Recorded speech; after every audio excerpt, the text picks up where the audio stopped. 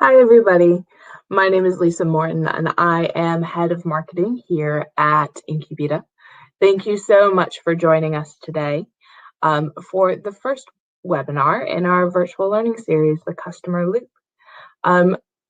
It is 12 o'clock, so we are going to get started. But I just want to kick off with a couple housekeeping before we begin.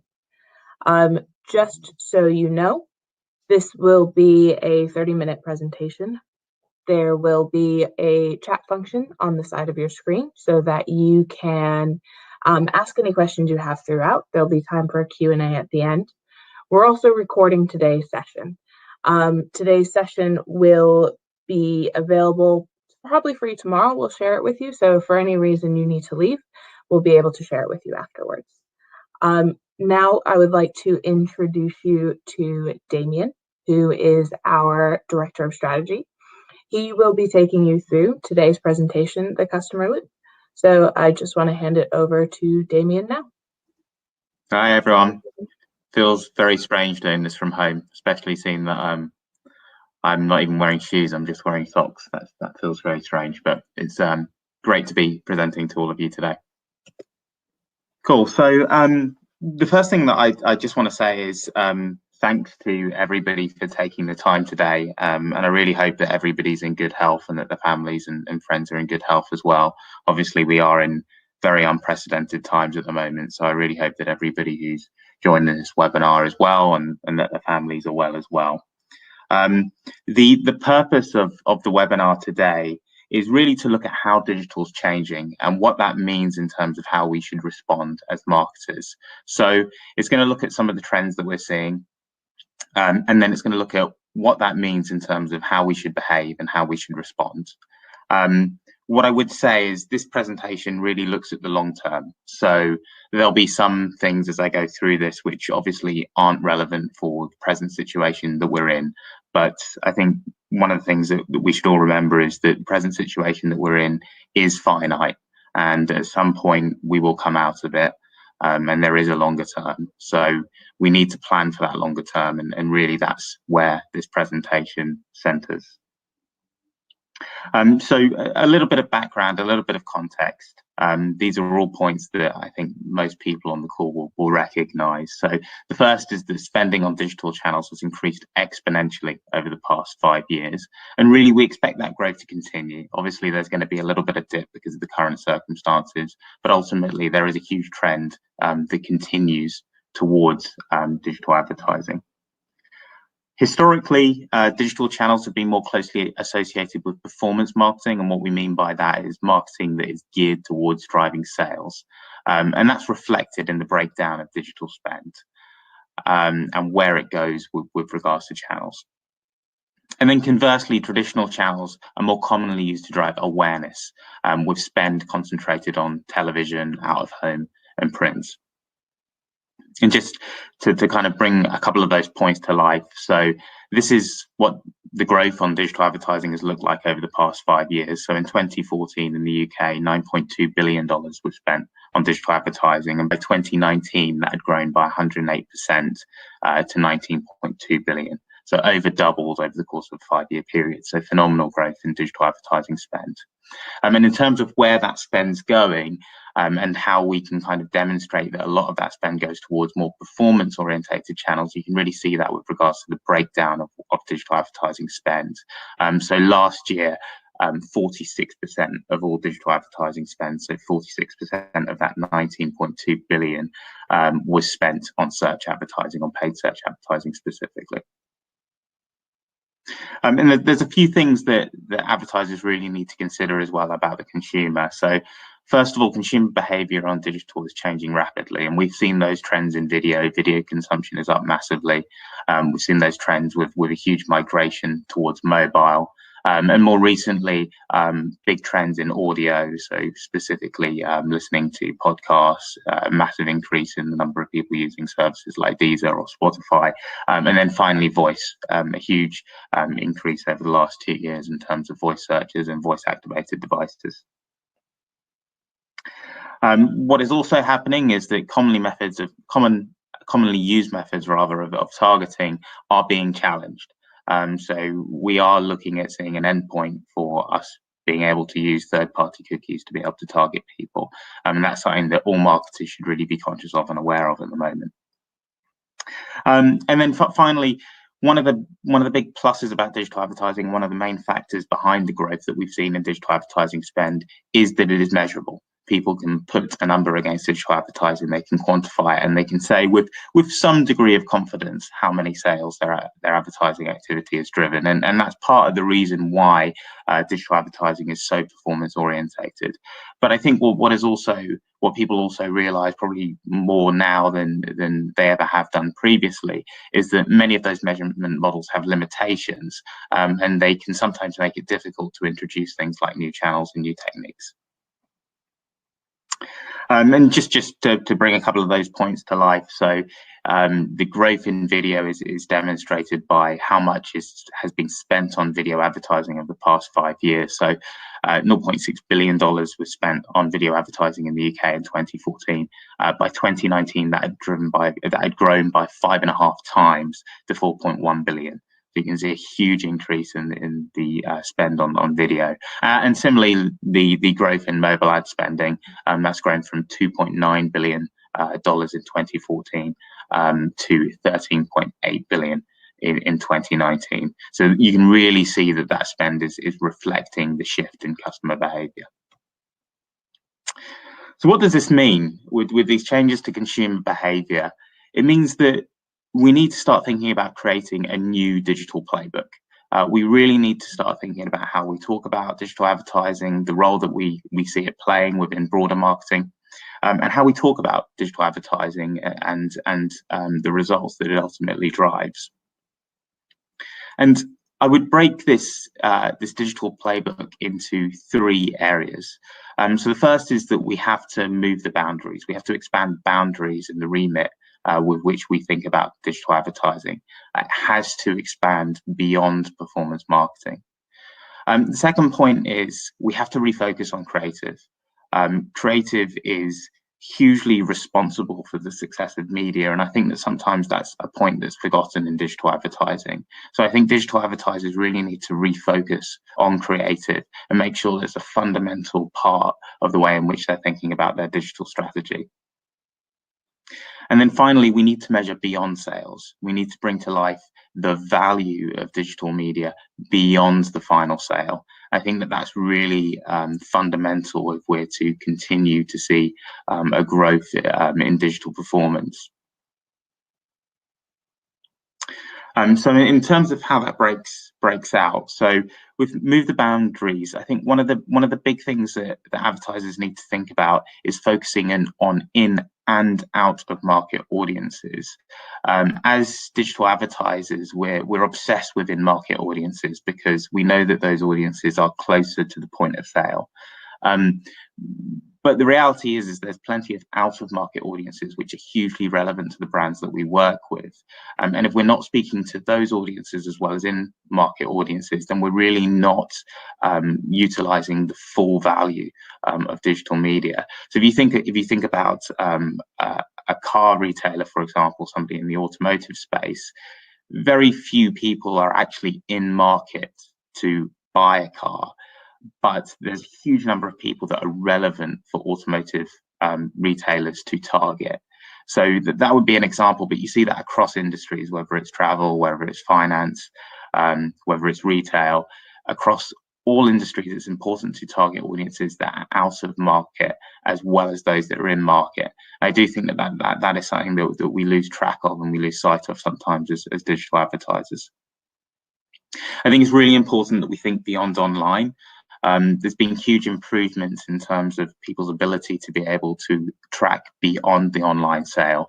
But I think really if you're working with an omni-channel retailer, for example, and you're only reporting back the value that digital has brought to your online sales, you're really understating the true value of digital marketing. I think people have to think much more about how they bring to life things beyond online.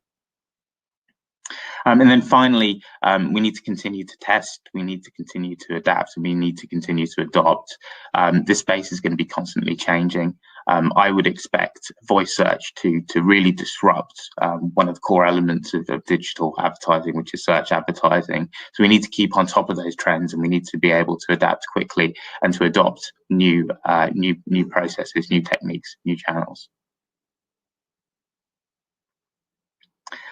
And this is really what the title of the presentation refers to, and it's a reimagining of something which is used very frequently to talk about the customer journey. So if you think about when people typically visualize the customer journey, they visualize it as a funnel. And they visualize it as a funnel that takes you from awareness to consideration to purchase.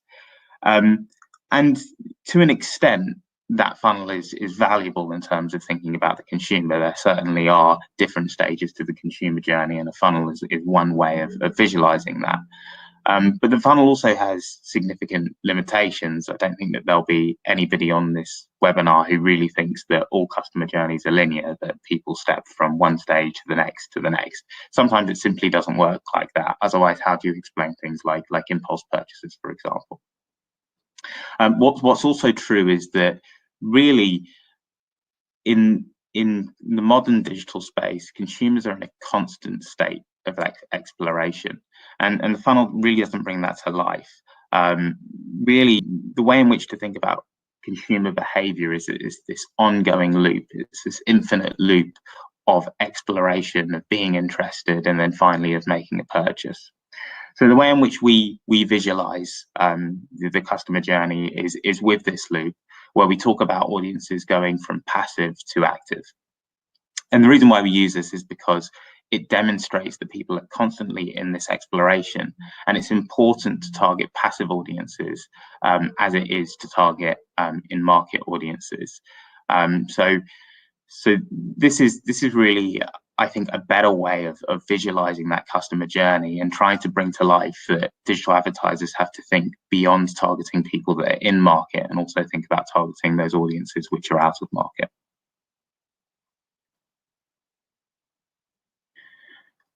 The second part of the playbook is to refocus on creative. And again, there's three areas which I would encourage digital advertisers to think about here. The first is to build creative for digital.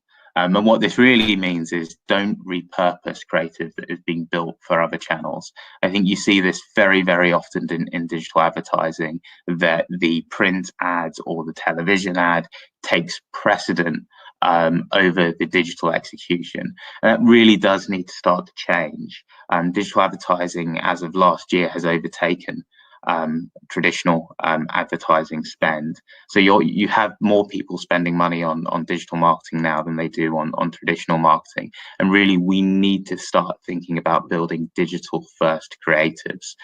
The way in which people interact with creative in a digital environment is markedly different to the way in which they would through traditional channels. So if you're trying to repurpose a traditional ad for a digital audience or for digital channels, it's unlikely to be as successful as it could be, or even as it should be.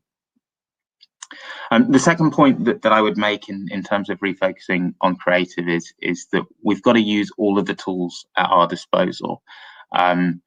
Digital creative should mean a lot more than carousel ads on social. It should mean a lot more than kind of your traditional big 5 formats on display. We have all these tools in our arsenal that allow us to bring creative to life. So much more so than you would have in traditional channels. So much more than you would have in out of home or in print or in television. We have all these cool sorts of executions that we can do to make ads more interactive, to really help bring those ads to life, to tailor them to the individual audiences that we want to target. So really, when we're building creative for digital, we should be thinking about how can we use all of the tools at our disposal. And then the third point is to know when to personalize and when to be consistent. Rightly, when digital advertisers think about creative, they think about how they could be personalized.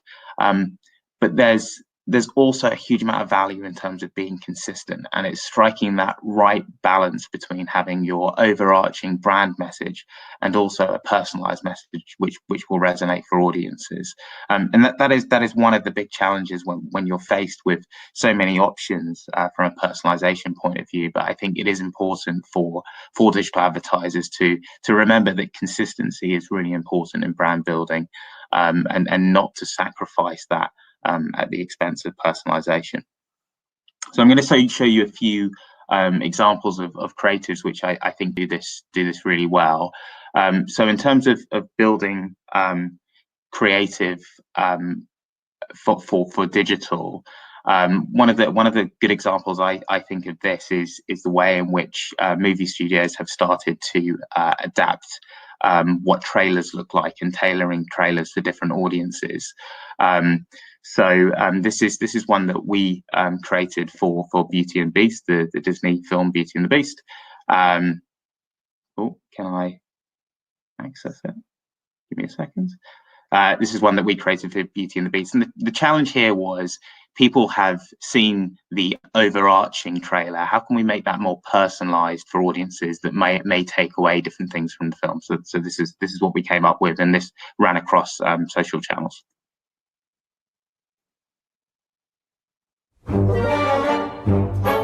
LeFou is not the sharpest thorn on the rose, but I will say he gets major points for loyalty. You know, I think LeFou would pretty much do anything for Gaston. He's always looking out for him, calming him down. Please, think happy thoughts. Go back to the war. Hyping him up, whatever he needs. If I were looking for a wingman, LeFou's the guy I'd pick. LeFou, you're the best. So there you can see creative that is easily shareable, that is tailored to specific audiences. And then the second point was thinking about all of the tools in our arsenal. And this is a creative that we built for Amazon to promote Alexa. What Amazon found with Alexa was that lots of people owned Alexas, but they weren't using the full range of functionality. So we used a voice-enabled ad unit to help bring to life the full range of functionality for Alexa.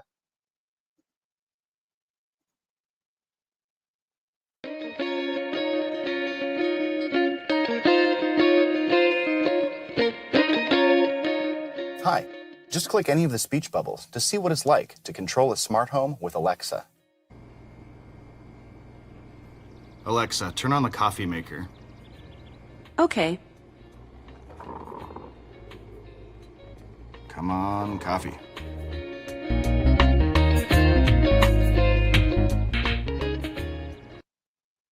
So there you can see that we're using a voice-enabled app to really bring to life the full functionality of Alexa for people. And then finally, in terms of brand building, it's important that we can demonstrate that we can do that over digital. McDonald's came to us and they wanted to promote their range of chicken. So this is the ad that we came up with for them, which is an audio format, I should say, as well.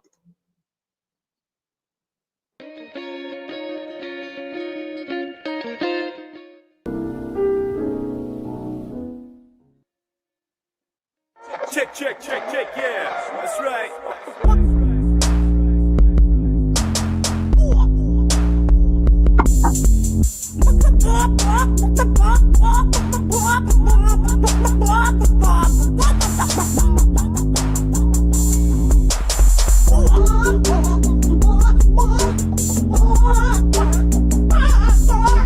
The chicken wrap, now at McDonald's.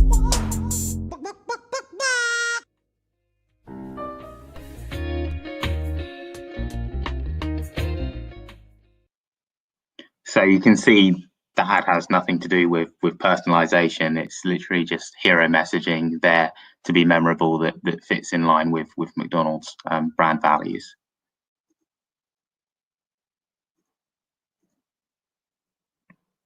So those are kind of three examples that I think are creative that is really built for digital, that makes use of all the tools that you have available from a digital perspective, and that also doesn't forget about the fundamentals of brand building.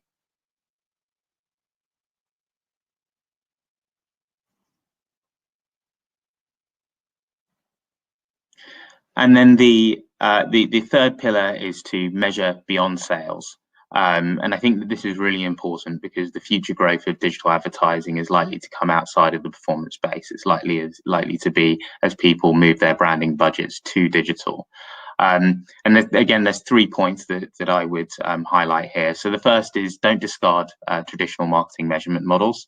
There is a lot of value in traditional marketing measurement models. So if you think about reach, for example, share of voice, brand recall, they're all really relevant things that we should continue to use in a digital environment. Just because awareness activity is shifting from traditional channels to digital doesn't mean that we should discard those. So I would encourage people to think about how those traditional marketing models can be used in their digital marketing activity.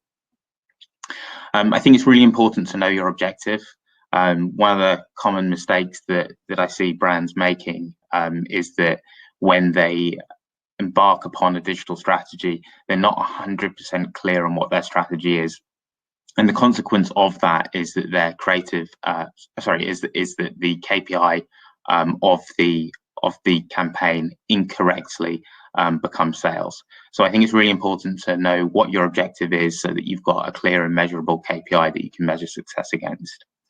And then finally, the third thing, and maybe most importantly, is to tell compelling stories. You know, ultimately, we have to bring to life the success of our campaigns, and we need to make sure that we're telling compelling stories to the people that we work with, whether that's the CEO, whether it's the CFO, whether it's the chief marketing officer. We have to make sure that we're really bringing to life what the purpose of the campaign was, what our strategy was, and why it was successful or not.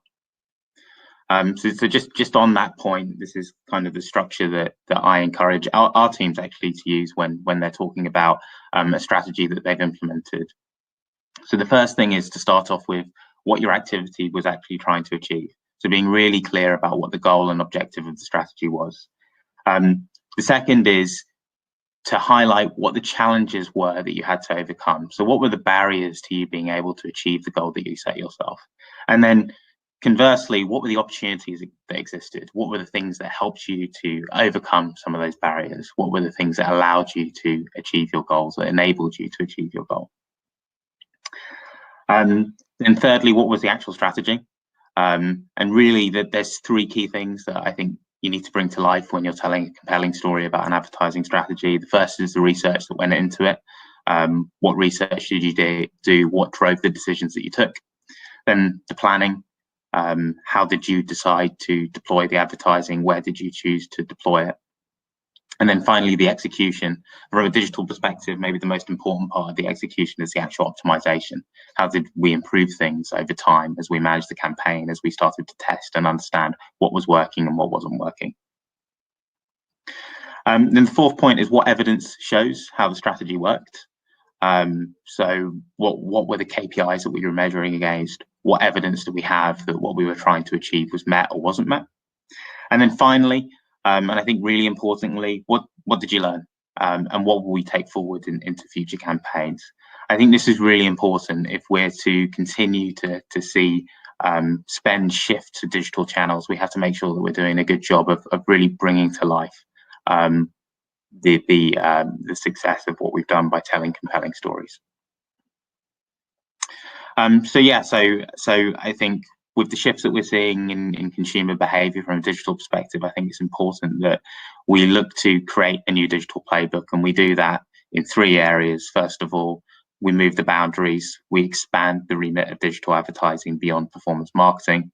We refocus on creative and really think about creative as a digital first, from a digital first perspective. And then finally, we measure beyond sales. We think about what value digital can provide beyond the final sale. Cool. And then happy to take any questions in the remaining 5 minutes.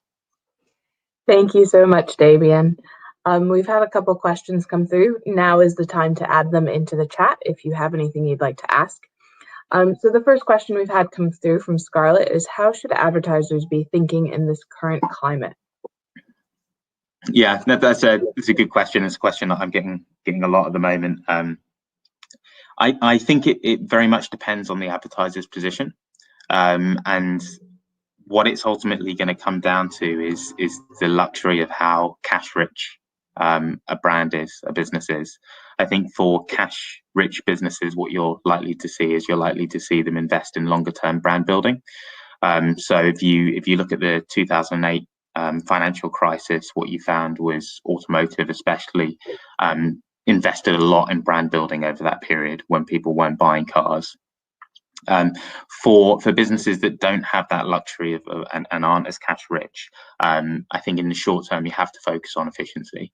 And really, I think the key thing in focusing upon efficiency is really challenging yourself around what is incremental and what isn't incremental, which means evaluating the way in which you might be measuring your digital advertising and assessing whether that's surfacing what's incremental or not. Great. One more. How can I get my business to think about digital marketing beyond sales? So I think a huge way in doing that is to tell compelling stories. I think it's very important to tell compelling stories to people like the CEO, the CFO, the CEO. I think things like training are really important, and thinking about digital training beyond digital practitioners. So really, if businesses are to take a digital first mindset, they should be thinking about getting all layers of their business, all departments of their business up to date and up to speed on digital.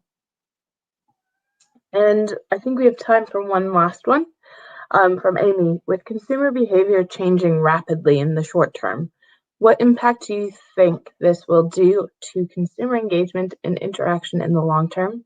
And how do you think advertisers will have to react to this uncertainty? Yeah, so I think at the moment, the way in which advertisers have to react to the uncertainty is to be helpful. I think we're in a period where people don't want to be sold to. And so I think the thing that you have to do from a marketing perspective is you have to create a good impression, and the way in which to do that is to be helpful. And I think you'll see more and more advertisers doing that, thinking about how they can use their marketing to be helpful and to send a message of support to people more than anything else. Oh, we've got quite a few questions coming through now. Okay, from Fran. In the future, do we expect any uplifts in traditional media, i.e. those looking to take digital breaks? Possibly. I mean, it will very much relate to consumer behavior.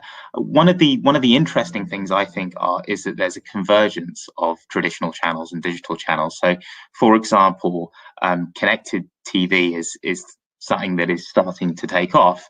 And is that a traditional channel or is it a digital channel? It's bought digitally, but it's served to people in the more traditional world. And similarly, a lot of electronic billboards now are programmatic. They're bought online, they're bought digitally. So you can start to see a convergence. What I can start to see is that really, 5 years down the line or so, there'll be much more blurred lines between traditional media and digital media. Great. And Ollie has asked if we have a case study that shows the long-term positive growth that comes from these principles, i.e. full funnel / loop investment. This might be something we have to look into. Do we? I mean, we certainly will do. I mean, I think we've got plenty of case studies that demonstrate the importance of customer lifetime value, and thinking about the different customer groups that you're acquiring and the value of acquiring a new customer versus driving sales from returning customers. Great. We'll find that, Ollie, and we'll make sure to share it when we send out the recording afterwards. Just one last thing before we go. Thank you so much to Damien. We really appreciate having you. As I mentioned, this is the first in our virtual webinar series. We have 2 webinars next week. We have one on the 7th, which is a co-done with HSBC, who will be speaking on the impact COVID is having on the market at the moment, followed by Max from NMPI, our sister company, who will be speaking about how to mitigate risk in times of crisis through your marketing. And as well, we've also launched our virtual learning courses. So if you have time now, and next week we are running a digital fundamentals course. Anybody who's attended this webinar will get 15% off all of our courses. So that's Ignite15 is the code. We'll share that with you tomorrow. And we'll also share the link to go and view what courses we have available. All right. Thank you, everybody, for attending. We hope you enjoyed it. And we will talk to you soon. Thanks, Damien. Stay safe. Bye. Bye.